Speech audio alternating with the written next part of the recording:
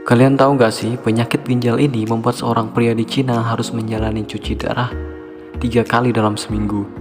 Prosedur ini amat menguras biaya, apalagi jika dilakukan serutin seperti itu. Maka pria ini pun memilih untuk membuat sendiri alat pencuci darahnya. Pria bernama Hu Songwen ini biasa disapa dengan Hu. Awalnya didiagnosis penyakit ginjal pada tahun 1993. Saat masih menjadi mahasiswa, akibat dari penyakitnya, limbah sisa metabolisme tubuh tidak dapat disaring dari darah. Selain rutin menjalani cuci darah selama 6 tahun, tabungannya pun habis. Hu tinggal di kota Yansu yang jauh dari layanan kesehatan. Maka ia pun membuat keputusan yang bisa dibilang gila, yaitu membuat mesin cuci darah sendiri. Walaupun 2 orang temannya meninggal setelah menggunakan mesin yang sama, dia tetap mau menjalaninya.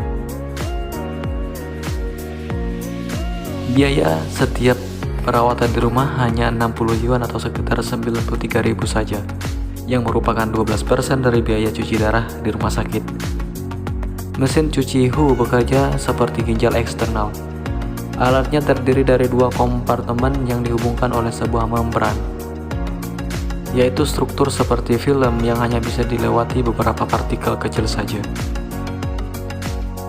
Darah dipompa oleh mesin, sedangkan cairan dialisis oleh pompa lainnya.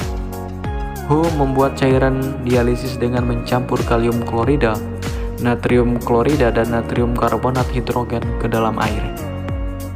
Untuk melakukan cuci darah, ia memasukkan 2 selang kecil ke lengannya yang terhubung ke mesin cuci darah.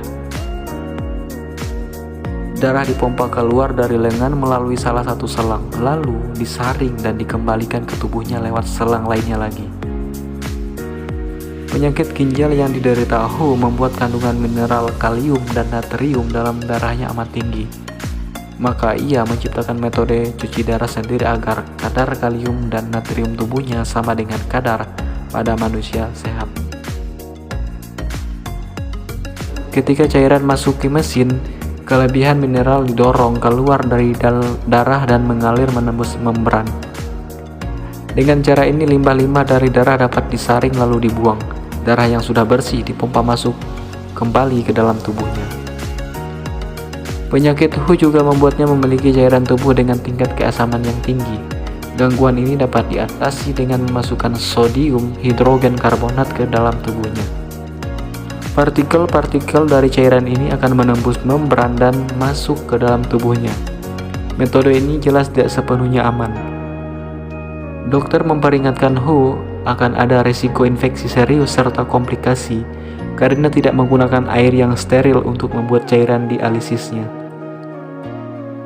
Mendengar kisah Hu, pemerintah Cina lalu menawarkan bantuan dengan membiayai perawatan rumah sakitnya. Namun Hu mengaku enggan menerimanya karena rumah sakit letaknya sangat jauh dari rumahnya.